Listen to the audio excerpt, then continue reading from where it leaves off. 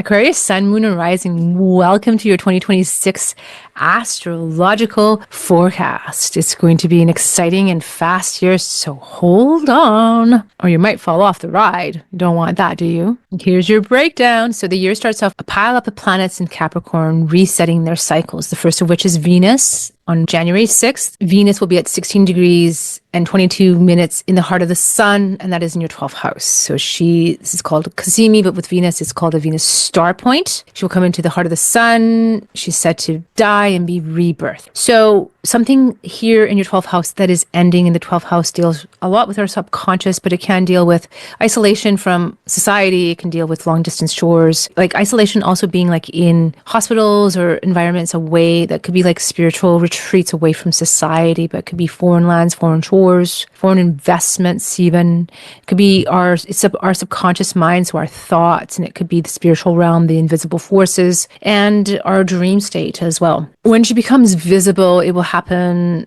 February 17th, and she will be visible as an evening star until about October 19th. She will be rebirthed in your Pisces house, your house of Pisces. So that's your second house. It's your second house of finances, of money that you make, how you resource yourself.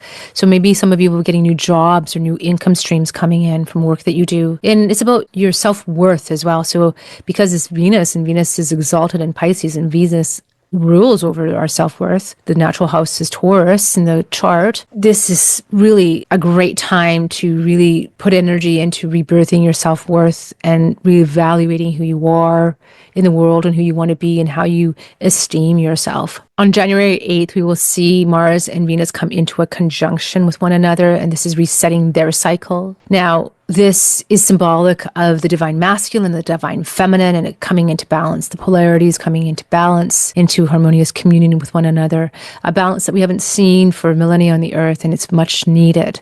So within yourself as well, that's your 12th house, again, a very spiritual, subconscious house. So see how that relates to you and use it to your benefit. On March 9th, Mars exalted in Capricorn will come into a Cazimi with the sun and be reset. This is initiating a 2-year cycle for Mars. It will happen at 19 degrees and 12 minutes of Capricorn. And again, it rises in your second house of Pisces, just like Venus did.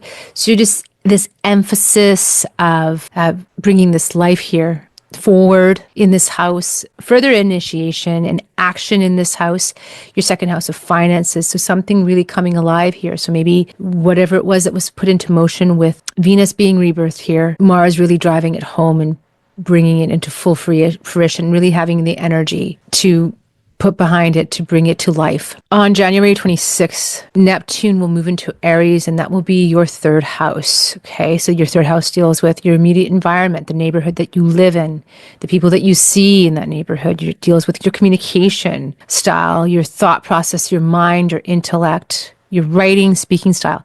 It can deal with podcasts or websites or media of any sort. It also has to deal with our short distance trips, our vehicles. It deals with our siblings, our cousins, our extended family.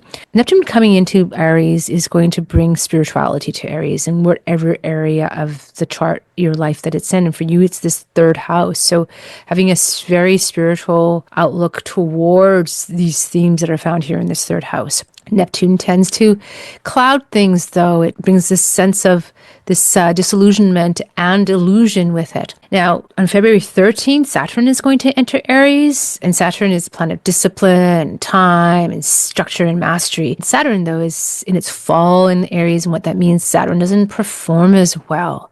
So it's going to be harder for us, all of us, to implement styles of structure or discipline or staying to tasks and maybe even completing them, just to be aware. And that will be in your third house, all those third house themes. On February 17th, we have our first eclipse of the year. It's a new moon solar eclipse happening at 28 degrees, 50 minutes of Aquarius, setting off an 18-month cycle. This is your first house. This is going to be a big deal, especially if you have planets or points or your ascendant. The closer it is to 28 degrees, the more this will impact you. Now, this is your first house. So something new happening here for you, a rebirth of self, a rebirth of you, your physicality. Maybe you're going to appear different, how you identify, just your whole life, could really change from this. But then shortly after, on February 20th, Saturn conjuncts Neptune in that third house we just talked about.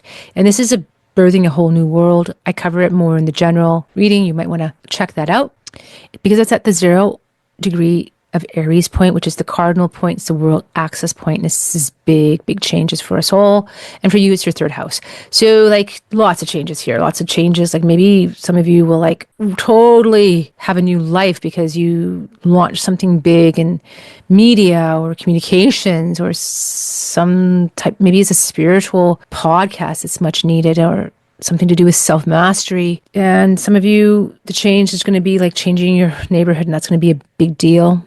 And some of you, it's going to just be changes in the relationships that are found through this house. Some of you might be all of it. On March 3rd, we have a total lunar eclipse at 12 degrees and 54 minutes of Virgo. And a lunar eclipse is full moon. So it highlights things. It really illuminates them wherever it's landing in your chart. And it's ending something here because full moons come to their culmination points and they end things. And with eclipses, they can do it quite dramatically sometimes. April 25th, Uranus is going to move into Gemini. That's your fifth house. And it's going to be there till 2033, so 7 years of change in this house. It's already dipped in before, but it's going to be there now till the end of 33. And then this is really changing this whole house for you. It's changing this fifth house of joy, of fun, of romance, of speculation, of gambling. So some of you might have new romances start. Some of you might have new entrepreneurship start. Some of you might have new children come into your life. Really amazing, forward-thinking, genius children might be birthed to you or through you or into your family.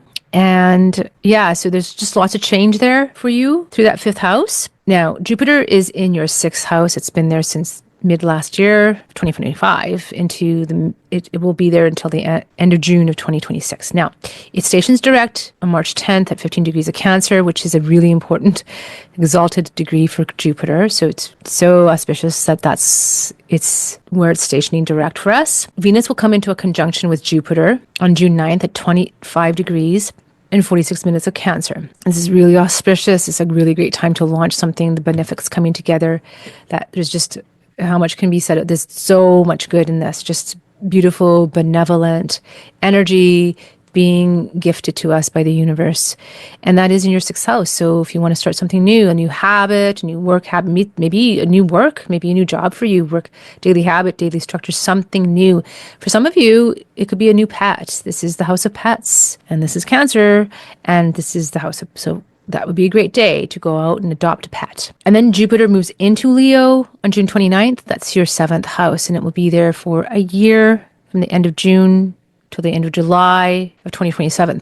So this is going to expand Leo. It's going to bring lots of energy here, enthusiasm, joy, luck, opportunity, all in your seventh house of partnerships, relationships, business contracts, just really expanding this area of your life. Very benevolent, very good energy. Chiron, June 20th, is going to move from Aries into your fourth house of Taurus. It's going to heal this foundational house for you. It's going to heal past wounds, ancestral wounds, stuff in your lineage, home stuff. Some of you might move through this transit or finish, dreaded renovations that are wounding you, God. So whatever Uranus has brought up and change that Uranus brings, that electric change, Chiron's going to go through and start doing the healing here that is necessary. This is important for you because this is your foundational house. It's your security and it's your basis for launching off into the world and being rooted in that security that the Taurus brings. In August, we have our second set of eclipses. August 12th, we have a new moon solar eclipse that happens at 20 degrees and 2 minutes of Leo, and that is in your seventh house. So something new starting here for you, and that's Jupiter will be there. Jupiter bringing this abundance and expansion, and then the solar eclipse happening here. So a new relationship, new business partnership, new clients perhaps, but lots of newness here for you. Then on August 28th, we have a full moon lunar eclipse at 4 degrees and 54 minutes of Pisces, and that is your second house. So full moons illuminate wherever they are, and this is your second house of finances, of money you earn, of your values, of your possessions, also what we ingest, what we put into our bodies. The eclipse is ending something here in any one of those or all of those areas for you. Now, the nodes will switch signs this year. On July 26th, the true node switches, and on August 18th, the mean nodes shift. They stay in their new signs for 18 months. So the south node is moving from your 8th house of Virgo into your 7th house of Leo. And the north node is moving from Pisces in your 2nd house to Aquarius in your 1st house. And this is huge. So Aquarius is one of the signs that is affected most by the nodal shift. So the nodes, remember the north node is very comfortable in Aquarius, said to be at home in Aquarius, so it really can expand and do its job in Aquarius. So it kind of like just brings in energy, lots of energy, endless, boundless energy. So you're apt to have a lot of energy in this time and really changing you, changing who you are. Maybe a new sense of self, a new renewal here.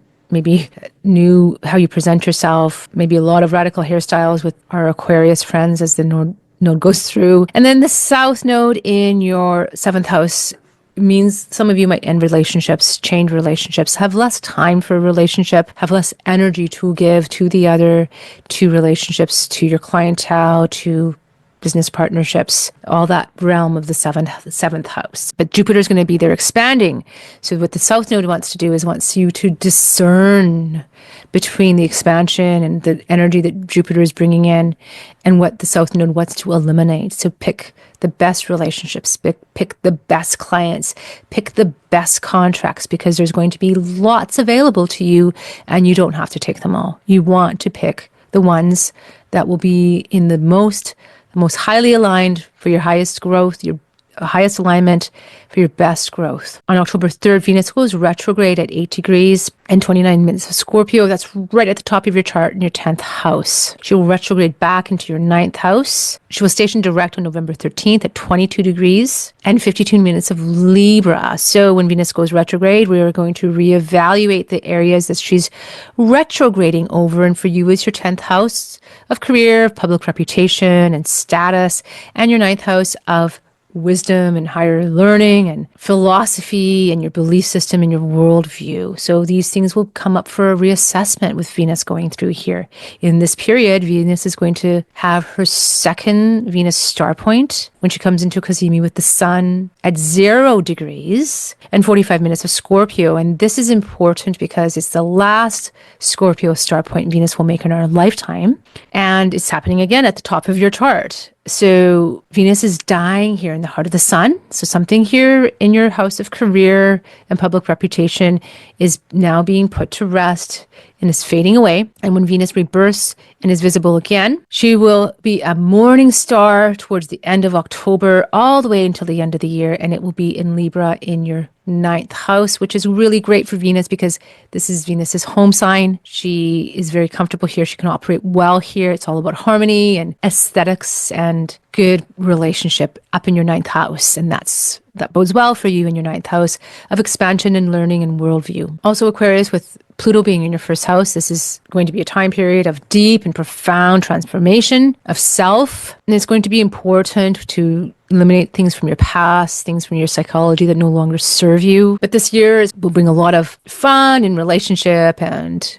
creative personal growth with partnerships as well and customers, clients. So just keep that in mind as you move forward. And just really remember to stay honed in on what really drives you, what really lights up your heart, and what really interests you. That's going to be important this year. Okay, Aquarius, thank you so much for watching. I really appreciate that you're here. I hope that I've helped you. Please like, share, and subscribe if you haven't already. Leave me a comment. Let me know what you're looking forward to in the new year ahead. I'm wishing you a great new year. I will see you in the new year, and stay blessed.